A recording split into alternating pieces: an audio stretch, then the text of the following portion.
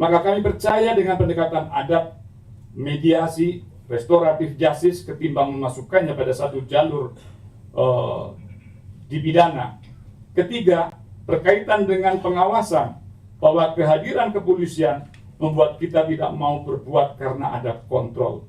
Maka ketika kontrol hilang, maka potensi berbuat menjadi aktual pun dengan persoalan buzzer atau akun anonim jika ada niat yang ingin dilakukan oleh seseorang tertentu tanpa menggunakan nama aslinya. Ahli menampilkan data penanganan disinformasi, fitnah, dan kebencian atau sering kita kenal dalam istilah DFK oleh Komdiji yang memang memperlihatkan besarnya kasus DFK yang ditangani. Untuk selengkapnya ujaran ataupun disinformasi, fitnah, dan kebencian itu tercantum di dalam label yang tidak terlepas dari keputusan perkara ini. Ini memperlihatkan bahwa DFK memang musiman. Ada kalanya banyak pesanan, ada kalanya tidak. Ada kalanya banyak hal yang bisa menjadi DFK, ada kalanya juga tidak. Bahwa ahli memberikan kesimpulan terakhir yang menyatakan serangkaian peristiwa itu merupakan perbuatan kriminal, namun belum tentu terbukti secara hukum. Ahli tiga dalam bidang hukum, Saudara Profesor Dr. Satya Harinanta SH.MH menyampaikan beberapa pokok-pokok keterangan yang pada intinya sebagai berikut. Bahwa ahli menyoroti peristiwa yang terjadi 19 Agustus 2025. Setelah rapat, Saudara Adis Kadir didatangi oleh kelompok wartawan dan diminta untuk preskon. Saudara Adis membuat sedikit kekeliruan dalam penyampaiannya persoalan perhitungan akibat slip of the tongue atau keseleo lidah. Keesokannya pada tanggal 20 Agustus, Saudara Adis langsung memperbaiki kekeliruan itu dan disampaikannya kepada masyarakat sekaligus menyampaikan permohonan maaf. Bahwa menurut pandangan ahli, pernyataan kekeliruan oleh Saudara Adis Kadir mengenai tunjangan beras, transportasi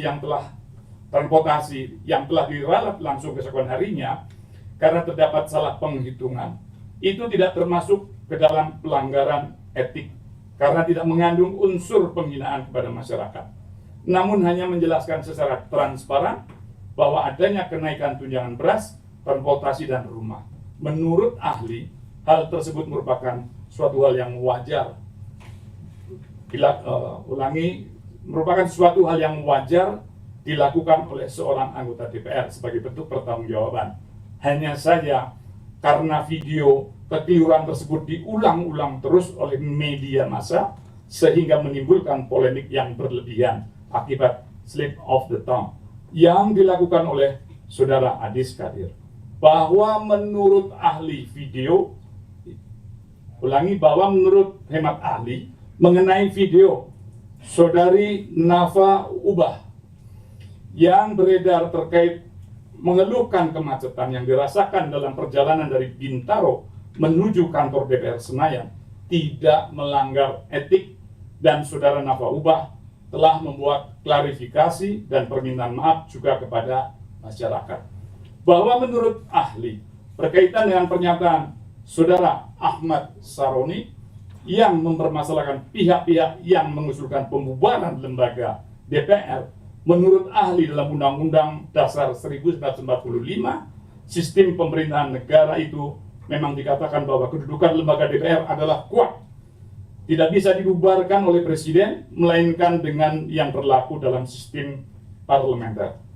Meskipun sekarang sudah ada perubahan dalam undang-undang yang berlaku, lembaga DPR tetap saja tidak bisa dibubarkan oleh presiden.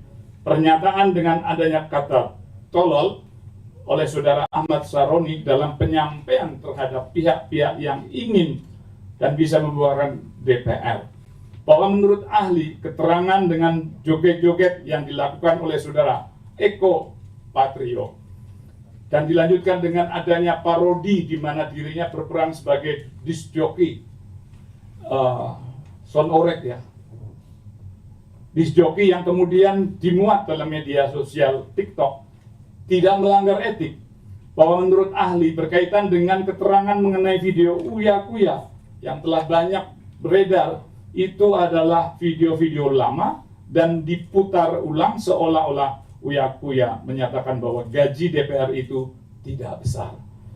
Ahli turut menyatakan video yang asli digunakan Uya Kuya tidak mengatakan seperti itu dan juga masih ada di akun TikToknya, dan harusnya ini tidak menjadi sebuah masalah. Bahwa ahli menegaskan terdapat pelanggaran hukum ketika ada netizen yang membuat video lama Uya Kuya seolah-olah menjadi video baru dengan menghina netizen dan mengkritik DPR. Bahwa ahli turut menegaskan rangkaian peristiwa tersebut semacam akumulasi saja dari para teradu yang diduga melakukan pelanggaran kode etik, dan para teradu sebenarnya juga telah melakukan klarifikasi dan permohonan maaf oleh para teradu, dan ada yang mengulangi lagi melakukan klarifikasi setelah adanya demo besar-besaran yang berujung penjarahan. Bahwa ahli menyimpulkan secara keseluruhan ini bukan termasuk dalam pelanggaran etik, karena menurut undang-undang yang berlaku baik mengenai tata tertib maupun kode etik DPR, pengaturannya sudah cukup bagus. Ahli menilai pelanggaran etik ini tidak otomatis merupakan pelanggaran hukum. Namun jika pelanggaran hukum sudah pasti terjadi, maka itu termasuk pelanggaran etik secara teoritis. Bahwa ahli menyatakan mengenai batasan kebebasan berpendapat dan pelanggaran hukum secara filosofi, batasan pendapat terletak pada tidak melanggar hak orang lain. Kebebasan pendapat ini mestinya tipe. Jadi sebatas tidak melanggar hak orang lain dan destruktif, maka penyampaian pendapat ini tidak akan menjadi sebuah masalah ataupun pelanggaran.